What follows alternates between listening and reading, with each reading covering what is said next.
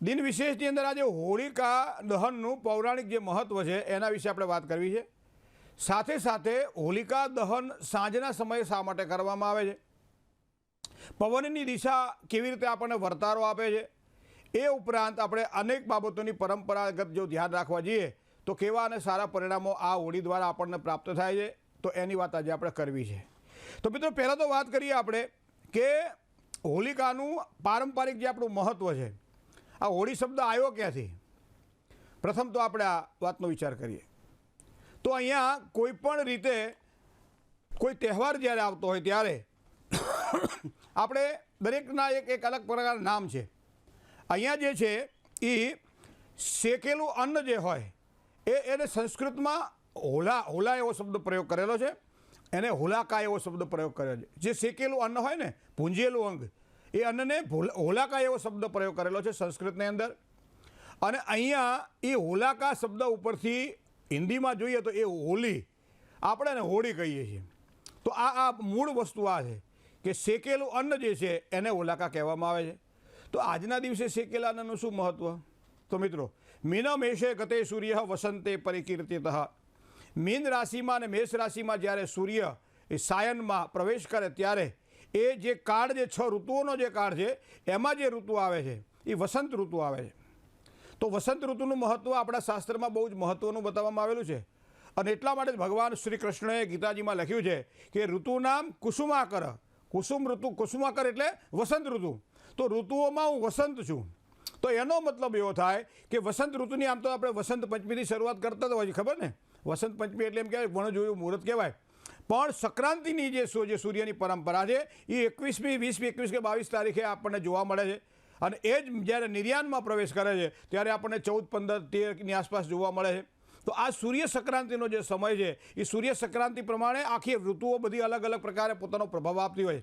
હવે અત્યારે તમે જોજો, સવારમાં તમે જ્યારે ઉઠો ને ત્યારે તમને ઠંડી લાગે, સવારનું વાતાવરણ 9, 10, 11 વાગ્યાનું વાતાવરણ તમને હુંફાળું લાગે, અને બપોર પછી 1, 1:30, 2 વાગે, 3 વાગે એટલે તાપની શરૂઆત થઈ જાય અને મોડી રાત્રિ સુધી તમને આ તાપ નડે. અને એના કારણે આ ઋતુના પરિવર્તનમાં એક જ ઋતુની અંદર 3 વસ્તુનો અનુભવ થાય. સવારમાં વહેલી પરોળીએ જુઓ તો શિયાળા જેવી ટાઢ હોય, બપોરે જુઓ તો પાછું આહલાદકતા વાતાવરણ થાય, અને સાંજ બપોરે જુઓ તો પાછું ગરમી લાગે. આ બધી જ વસ્તુઓ ભેગી થાય એટલે શરીર બગડે. કારણ કે શરીરની અંદર 3 પ્રકારના તત્વોથી શરીર બનેલું છે, એક વાત, એક પિત્ત અને કફ. તો કફ અહીંયા વધારે પ્રકુપિત થાય અને એના કારણે કફજન્ય રોગો અત્યારે જોવા મળે. હવે એના માટે અહીંયા હોલિકાનું મહત્ત્વ છે. હોલિકા એટલે અગ્નિ. તો અગ્નિનું મહત્ત્વ છે.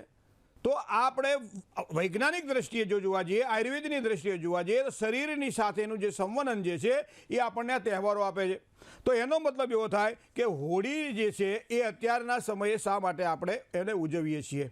ફાગણ મહિનાના શુક્લ પક્ષની પૂર્ણિમાને આપણે હોળી કહીએ, બરાબર ને? આ એક તહેવાર આપણો નિશ્ચિત હોય છે, બરાબર છે? તો અહીંયા, અને એમાં પાછું તમને કહું, સાંજે સંધ્યા સમયે હોળી પ્રગટાવવાનો નિયમ છે. હોળી સંધ્યા સમયે શા માટે પ્રગટાવવાની? ગૌધૂલીનો જે સમય છે એ ગૌધૂલીના સમય દરમિયાન હોળી પ્રગટાવવાનો નિયમ છે. હવે આપણે ઘણા લોકો કે રાત્રે 8:30 પછી હોળી પ્રગટાવી, કોઈ વળી જેમ વધારે વિદ્વાન હોય કે સવારમાં 9 વાગે હોળી પ્રગટાવી, ક્યારેક બપોરે 1 વાગે હોળી પ્રગટાવી. પણ ક્યાં અને કોના ઘરમાં પ્રગટાવી કે જાહેરમાં પ્રગટાવી એ કોઈ કહેતું નથી. ઘરની અંદર આ હોળીઓ થતી જોવા મળે છે આપણને. તો એને શું કહીએ કે આના ઘરમાં તો 12 મહિના જોવા તો હોળી જ હોય છે, આપણે શબ્દ પ્રયોગ કર્યો છે ને. તો આ હોળીની વાત નથી કરવી.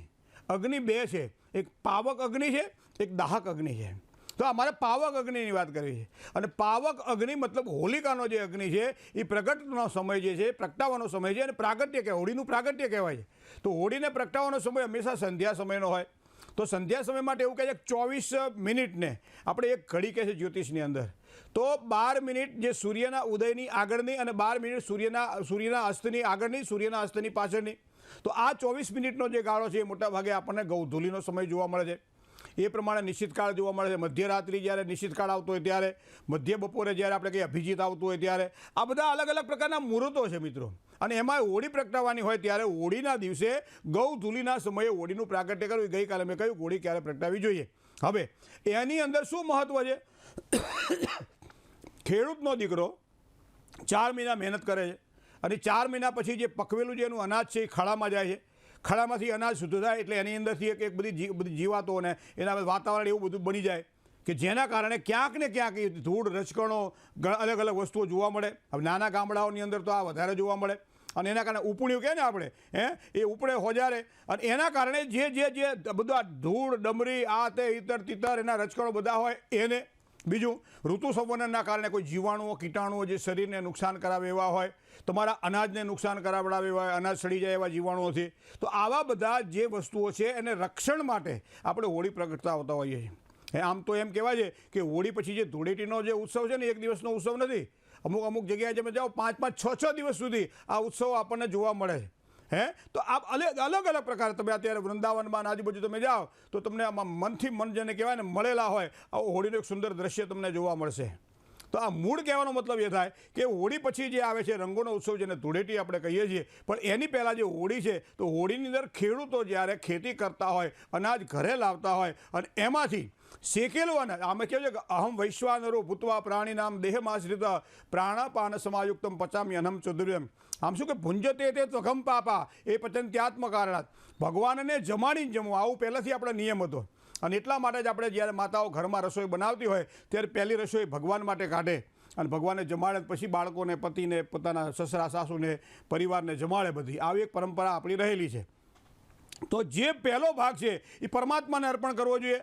તો ખળામાંથી, ખેતરમાંથી ખળામાં જાય, ખળામાંથી એ ઘરમાં કોઠારમાં આવે એ પહેલાં થોડુંક અનાજ અને એ બાજુ ભૂંજેલું શેકેલું અનાજ એ હોળીને તમે અર્પણ કરો, એટલે અગ્નિને અર્પણ કરો. અને સામૂહિક દ્રષ્ટિએ જ્યારે અર્પણ કરવાની વાત આવે ત્યારે બધા જ સાથે મળી અને સંધ્યા સમયે હોળીનું પ્રાગટ્ય કરો, હોલિકાને પગે લાગો અને ત્યારબાદ એવો વિચાર કરો કે આ હોલિકાના પ્રાગટ્યના મહત્ત્વની અંદર પ્રહલાદની વાત પણ વણાયેલી છે, હોલિકાના પ્રાગટ્યની અંદર ભગવાન નરસિંહની વાત પણ વણાયેલી છે અને હિરણ્યકશિપુ નામના અસુરની વાત પણ આમાં વણાયેલી છે. તો આ વાતો પોતે સમજો, સાંભળો અને બાળકોને શીખવાડો કે કોઈ પણ સમયે આસુરી શક્તિ કાયમ વિજયી રહેતી નથી, એનો નાશ થાય છે અને એ વિનાશ પછી સૂરી જે શક્તિ છે, દૈવી શક્તિ છે, એ હંમેશા એમ કે સત્યનો હંમેશા વિજય થતો આપણને જોવા મળે છે. તો આ પોઝિટિવ થિંકિંગ સાથે આપણે હોળી પ્રગટાવવાની છે.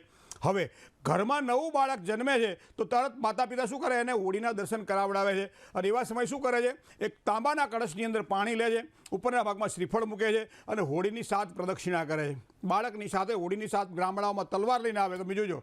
આ એક નિયમો છે દરેકના અલગ અલગ. તો અહીંયા એ હોળીની પ્રદક્ષિણા કરે છે અને આવા સમયે હોળીની જે ઝાડ છે, હોળીનો જે તાપ છે એના બાળક ઉપર પડે, એની ચામડી ઉપર પડે, જેના કારણે ચામડીના રોગ ન થાય, પોતાના ઉપર પડે એના કારણે એને ચામડીના રોગ ન થાય અને એના માટે 7 પ્રદક્ષિણાનો નિયમ. અને ત્યારબાદ એ પાણી જે છે એ હોળીની ચારે બાજુ એને વેરવામાં આવે અને સાથે સાથે જે શ્રીફળ છે એ હોલિકામાં આહુતિ આપીને એને આપણે અર્પણ કરતા હોઈએ છીએ. એક વસ્તુ હોલિકાની અંદર આપણે જોવા મળે છે. બીજી વસ્તુ તમને કહું કે હોળી ભૂખ્યા રહેવાનો નિયમ છે.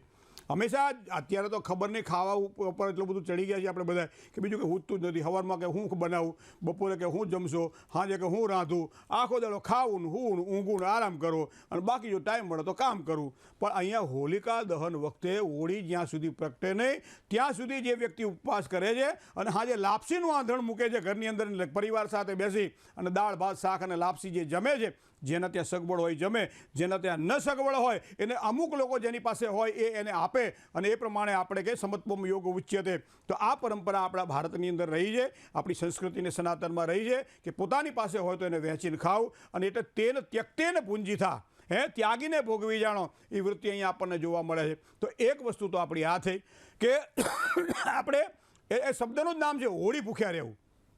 શબ્દનું શું નામ છે?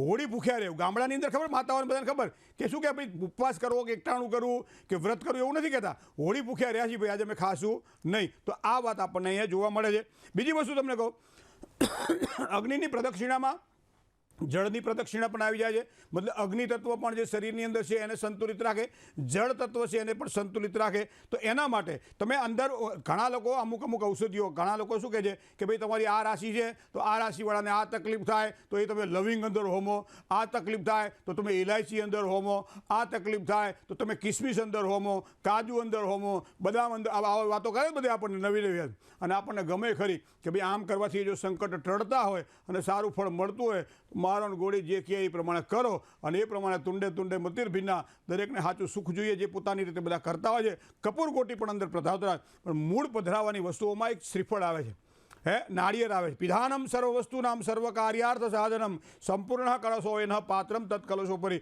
શ્રીફળનો મતલબ એવો થાય સંપૂર્ણ જે છે તે. તો આ સંપૂર્ણત્વની પ્રાપ્તિ માટે શ્રીફળ આપણે અહીંયા કરતા હોય છે. ત્યારબાદ જે ગામના જુવાનિયા હોય જેને હોળી પ્રગટાવેલી શું કરે, એ શ્રીફળને બહાર કાઢે, એને બરાબર રીતે વધારે સારી રીતે અને એની જે શેષ છે એ બધાને વહેંચે. અને એ દિવસે સવાર જે સાયંકાળે જે શેષ ખાય છે શ્રીફળની, તો એને સારામાં સારા પુણ્યની પ્રાપ્તિ થાય છે અને સારા ફળની પ્રાપ્તિ અનુભવે છે.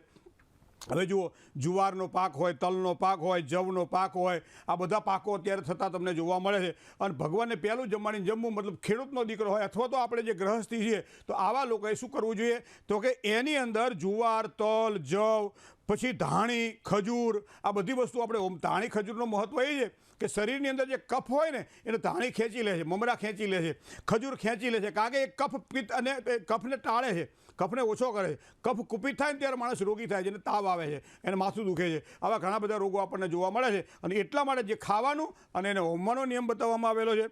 સાથે સાથે નવો પાક, શેકેલું અન્ન જે છે એ પણ અહીંયા હોળીને અર્પણ કરવાનું હોય છે. હવે આ બધી વાત તો થઈ આપણી સાંસ્કૃતિક પદ્ધતિની, પણ હોળીના પવનની પણ આપણે વાત કરીશું કે હોળીનો પવન તમે જોજો અને એ જ સમયે સારા મુહૂર્તમાં જે મુહૂર્ત બતાવેલું હોય એ મુહૂર્તની અંદર જ જ્યારે હોળી પ્રગટાવવામાં આવે અને ત્યારબાદ એક ડાંડીલું નાખવામાં આવે, ઉપરના ભાગમાં ધજા મૂકવામાં આવે કે જેના કારણે મને તમને ખબર પડે કે પવન કઈ દિશાનો છે, હોળીની ઝાડ ક્યાં જાય છે અને એના કારણે આગામી વર્ષ કેવું રહેશે. ખેડૂતનો દીકરો વર્ષનું અનુમાન બાંધી લેતો હોય છે. મિત્રો, ખાસ કરી અને દિશા પ્રમાણે ચોમાસું કેવું રહે, હોળીના આપણે જે કહીએ કે પ્રગટ થાય અને એવા સમયે જે એનો જે હોળીનો જે પ્રગટ થતી સમયે એ ખેડૂત મિત્ર છે એ હંમેશા જોઈ લે છે કયા પ્રવાહે અહીંયા પવન વહે છે અને એના કારણે કેવી સફળતાની પ્રાપ્તિ થાય. હવે આપણે થોડું ઘણું સમજી લઈએ, કારણ કે આપણે વળી ક્યાંક હોળી જોઈએ ખબર પડે કે આગામી વર્ષ કેવું રહેશે.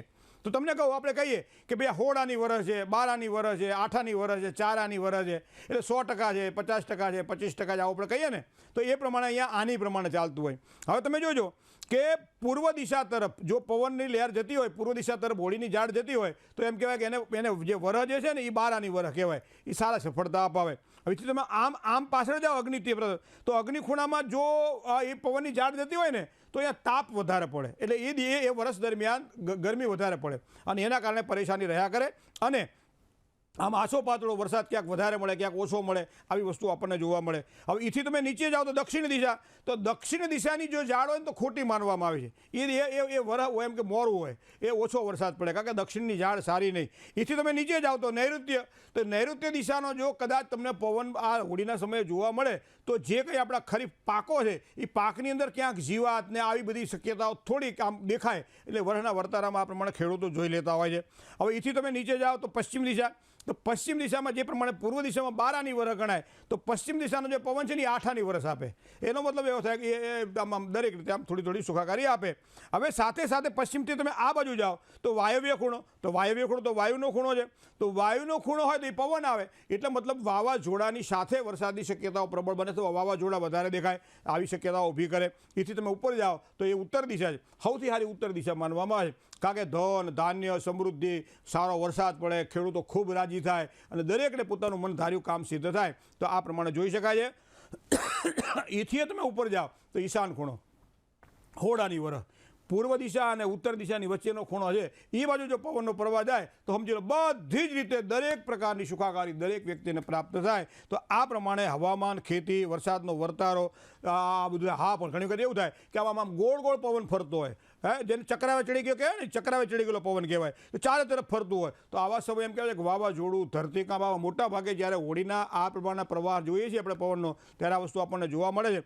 ઘણી વખત તમે જોજો કે કોઈ પણ જગ્યાએ ના જાય, એ સીધો એ હોળીનો જે ઝાડ છે ને ઉપરના ભાગમાં જાય, અને ઉપરના ભાગમાં જાય ત્યારે એમ કહેવાય છે કે યુદ્ધ હોય કે કોઈ ખોટી મગજમારીઓ હોય, આવી બધી વસ્તુઓ જોવા મળે છે. આ વરસના વર્તારામાં ખેડૂતો આ રીતે માપ કાઢતા હોય છે. જય ગણેશ.